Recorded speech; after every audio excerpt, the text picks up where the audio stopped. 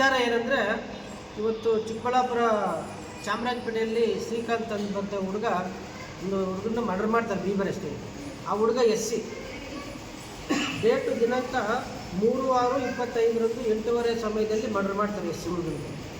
ಆ SC ಹುಡುಗ ಸಾಯಿಸಿರೋದು ಜನರಲ್ಲು, ಅದು PCR ಆ್ಯಕ್ಟ್ ಕಡೆ ಬರ್ತದೆ.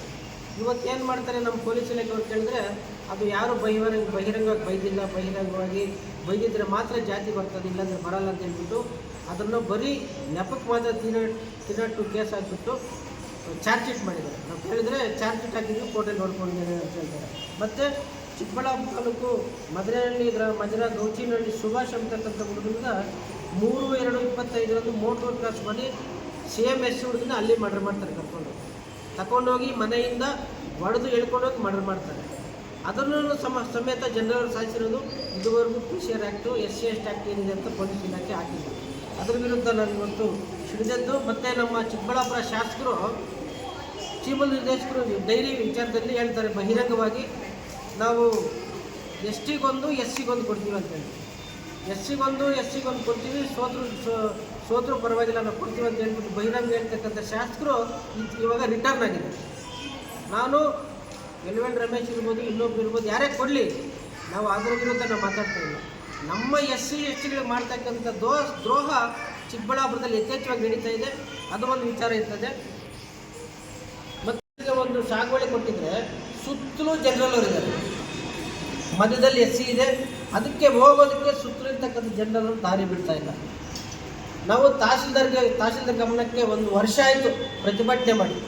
ಇವತ್ತು ನಮಗೆ ದಾರಿ ಬಿಡಿಸ್ಕೊಡಿ, ಒತ್ತುವರಿ ತಿರುಗೊಳಿಸಿ ಅಂತ ಅನಿಲ್ ಸರ್ ಇದ್ದಾಗ ಪ್ರತಿಭಟನೆ ಮಾಡಿದ್ದು 1 ವರ್ಷ ಆಯಿತು. ಈಗ ಮತ್ತೊಬ್ಬ ತಹಸೀಲ್ದಾರ್ ಬಂದಿದ್ದಾರೆ.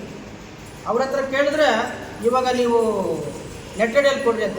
ಲೆಟರ್ಡಲ್ಲಿ ಕೊಟ್ಟು ತಿಂಗಳುಗಟ್ಟಲೆ ಆಗಿತ್ತು, ಇದುವರೆಗೂ ಗಮನ ಹರಿಸ್ತಾ ಇಲ್ಲ. ಅದೊಂದು ಪಾಯಿಂಟ್ ಆಯಿತು. ಮತ್ತು ಇನ್ನು ಅಲ್ಲಿ ಉಣೋದಕ್ಕೆ ದಲಿತರಿಗೆ ಸ್ಮಶಾನ ಇದೆ. ಬೇರೆ ಬಲಾಢ್ಯರು ಸುಮಾರು ಎಕರೆಯನ್ನು ಒತ್ತುವರಿ ಮಾಡಿಕೊಂಡಿದ್ದಾರೆ. ತಿರುಗೊಳಿಸಿ ನಮ್ಗೆ ಸ್ಮಶಾನಕ್ಕೆ ಬೇಕಾದ್ರೆ ನಾವು ಹುಡುಕೊಟ್ರು ಅಧಿಕಾರಿಗಳು ಏನು ಕೆಲಸ ಮಾಡ್ತಾರೆ. ಸರ್ವೇಯರ್ಗಳು ನೆಪಕ್ಕೆ ಬರ್ತಾರೆ, ಬಂದ್ಬಿಟ್ಟು ಅಲ್ಲಿ ಕಲ್ಲು ಸಿಗ್ತಾ ಇಲ್ಲ, ಸರ್ವೆ ಸ್ಕೆಚ್ ಬರ್ತಾ ಇಲ್ಲ, ಸರಿಯಾಗಿ ಯಾರು ಇದು ಮಾಡ್ತಾ ಇಲ್ಲ ಅಂದರೆ ನೆಪಕ್ಕೆ ಮಾತ್ರ ಅಧಿಕಾರಿಗಳು VA ಬರ್ತಾರೆ, RA ಬರ್ತಾರೆ, ಸರ್ವೇಯರ್ಗಳು ಬರ್ತಾರೆ. ನೆಪಕ್ಕೆ ಮಾತ್ರ ಬಂದೋದು ಸುಮಾರು 5-6 ಸಾರಿ ಬಂದಿದ್ದಾರೆ.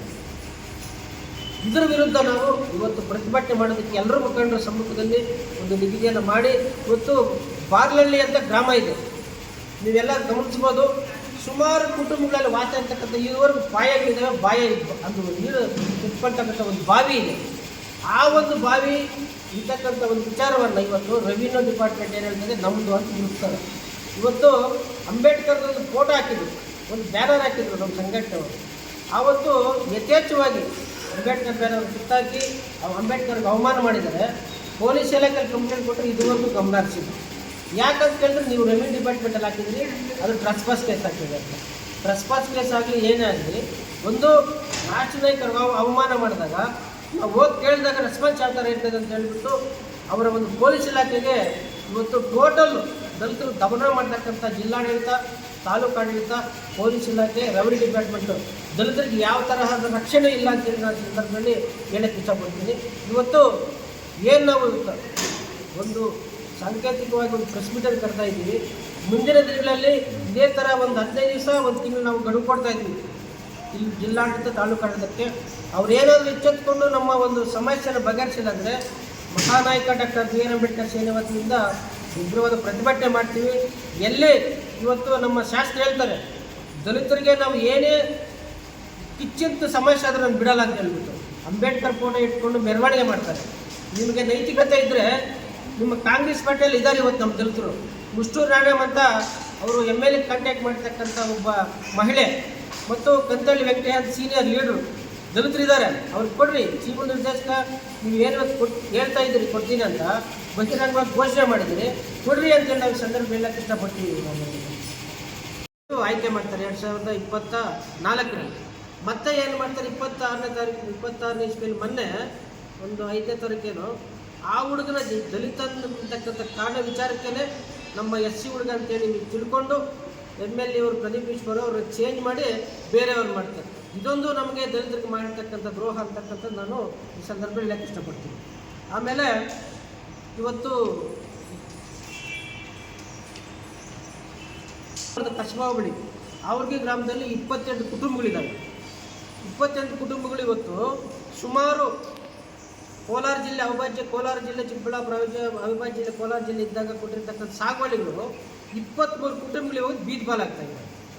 ನಾವೇನಾದರೂ ಸುಮಾರು ವರ್ಷಗಳಿಂದ ಕೇಳ್ತಾ ಇದ್ವಿ, ಇದುವರೆಗೂ ಅವ್ರಿಗೆ ಸಾಗುವಳಿ ಕೊಟ್ಟಿದ್ದಾರೆ ಹೊರತು ತಲಾ ಒಂದು 23 ಕುಟುಂಬಗಳಿಗೆ ಸುಮಾರು ಎಕರೆ ಕೊಟ್ಟಿದ್ದಾರೆ. ತಲಾ 2 ಎಕರೆ ಅಂತ ಕೊಟ್ಬಿಟ್ಟು ನೆಪಕ್ಕೆ ಮಾತ್ರ ಇದೆ ರೆಕಾರ್ಡು, ಖಾತೆ ಮಾಡ್ತಾ ಇಲ್ಲ, ದುರಸ್ತಿ ಮಾಡ್ತಾ ಇಲ್ಲ, ಅವ್ರಿಗೊಂದು ಜಾಗಕ್ಕೆ ಬಿಡ್ತಾ ಇಲ್ಲ. ಅವರೇನಾದ್ರು ಜಾಗಕ್ಕೆ ಹೋದರೆ ಅವ್ರ ಮೇಲೆ ಪೊಲೀಸ್ ಇಲಾಖೆ ಕೇಸ್ಗಳಾಗ್ತಾರೆ. ಇದು ನಮ್ಮ ಚಿಕ್ಕಬಳ್ಳಾಪುರ ನಡೀತಕ್ಕಂಥ ದುರಾದೃಷ್ಟ. ಮತ್ತು ಚಿಕ್ಕಬಳ್ಳಾಪುರ ತಾಲೂಕಲ್ಲಿ ನಂದಿ ಹೋಬಳಿ ಕೊತ್ನೂರು ಗ್ರಾಮ ಅಂತಿದೆ. ಮುನಿಯಪ್ಪ ಅವರು ಮುನಿಯಪ್ಪ ಅಂತ ಹೇಳಿಬಿಟ್ಟು ಅವರ ಒಂದು ಕ್ರಯ ಮಾಡಿರ್ತಕ್ಕಂಥ ಲ್ಯಾಂಡಲ್ಲಿ ಸುಮಾರು ಬಾಲಕೃಷ್ಣನ್ ಅಂತ ಹೇಳ್ಬಿಟ್ಟು ಅವ್ರಿಗೆ 2 ಸಾರಿ ಸಾಗುವಳಿ ಕೊಡ್ತಾರೆ. ದಲಿತರು ಕೊಂಡಿರೋ ಜಮೀನಲ್ಲಿ ಇನ್ನೊಬ್ಬರಿಗೆ ಸಾಗುವಳಿ ಕೊಡ್ತಾರೆ ಅಂದರೆ ಏನು ದುರಾದೃಷ್ಟ. ಅಲ್ಲಿಗೆ ದಲಿತರು ಬಂಡವಾಳ ಹಾಕಿರೋರು ಬಂಡವಾಳಶಾಹಿ ಮಾತು ಕೇಳಿಕೊಂಡು ಇವತ್ತು ತಾಲೂಕಾಡಳಿತ ಇವತ್ತು ಏನು ಜಿಲ್ಲಾಡಳಿತ ನಮ್ಮ ಮೇಲೆ ದೌರ್ಜನ್ಯ ಮಾಡ್ತಾ ಇದೆ, ಅದ್ರ ವಿರುದ್ಧ ನಾವು ಪ್ರೋಗ್ರಾಮ್ ಮಾಡೋದಕ್ಕೆ ಇದೀವಿ ಹಿಂದಿನಿಂದಲ್ಲ ಅಂತ ಹೇಳ್ಬಿಟ್ಟು ಎಲ್ಲ ಮುಖಂಡರ ಸಮ್ಮುಖದಲ್ಲಿ ನಾವು ಇವತ್ತು ತಿಳಿಯಕ್ಕೆ ಇಷ್ಟಪಡ್ತೀವಿ. ಇವತ್ತು ಏನು ನಾವು ಯಥೇಚ್ಛವಾಗಿ ಮಹಾನಾಯಕ ಡಾಕ್ಟರ್ BR ಅಂಬೇಡ್ಕರ್ ಸೇನೆ ರಾಜ್ಯ ಪ್ರಧಾನ ಕಾರ್ಯದರ್ಶಿ.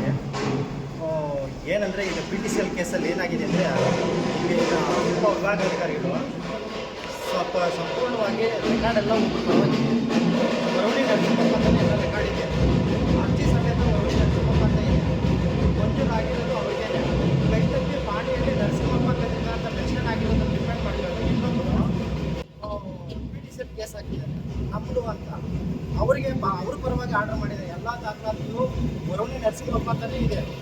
ದರ್ಖಾಸ್ ಮೆಮೊರಂಡಮ್ಮು, ಅರ್ಜಿ, ಕೋಡಿ ದುರಸ್ತಿ ಮತ್ತು ಮಾಜರ್ ರಿಪೋರ್ಟು, ಪಾಣಿ ಎಲ್ಲ ಸಮೇತನು ಬರವಣಿ ನರಸಿಂಹಪ್ಪ ಇದ್ರೂ ಸಹ ಇವರು ಅಧಿಕಾರಿಗಳು ಅಶ್ವಿನ್ ಇವರು ನಮ್ಮ ವಿರುದ್ಧವಾಗಿ ಬೇರೆಯವರಿಗೆ ಅವರೇ ಇವರು ವಾರಸ್ದಾರ ಅಂತೇಳಿ ಮಂಜೂರು ಮಾಡಿದ್ದಾರೆ. ಈಗ ಅದನ್ನು ನಾವೀಗ DC ಕೋರ್ಟಲ್ಲಿ ಅಪೀಲ್ ಮಾಡ್ತಾ ಇದ್ದೀವಿ. ಇದ್ರ ಬಗ್ಗೆ ಸಂಪೂರ್ಣ ತನಿಖೆ ಮಾಡಿ, ದಾಖಲಾತಿಗಳು ಸಂಪೂರ್ಣ ತನಿಖೆ ಮಾಡಿ ಅದರ ಬಗ್ಗೆ ಸಂಪೂರ್ಣವಾಗಿ ಯಾರು ನಿಜವಾದ ಫಲಾನುಭವಿ ವಾರಸ್ದಾರಿದ್ದಾರೆ ಅವರಿಗೆ ನ್ಯಾಯ ಕೊಡಬೇಕಾಗಿ ತಮ್ಮಲ್ಲಿ ಮನವಿ ಮಾಡ್ತಾ ಇದ್ದೀವಿ.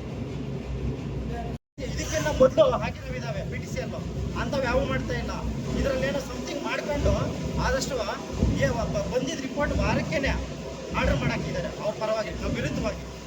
ನಾವು ಇಷ್ಟೆಲ್ಲ ಡಾಕ್ಯುಮೆಂಟ್ಸ್ ಇದ್ರೂ ಪೊಸಿಷನ್ ಇದ್ದೀವಿ ಅದರಲ್ಲೇ, ಆದರೂ ನಮಗೆ ನ್ಯಾಯ ಸಿಗ್ತಾ ಇಲ್ಲ.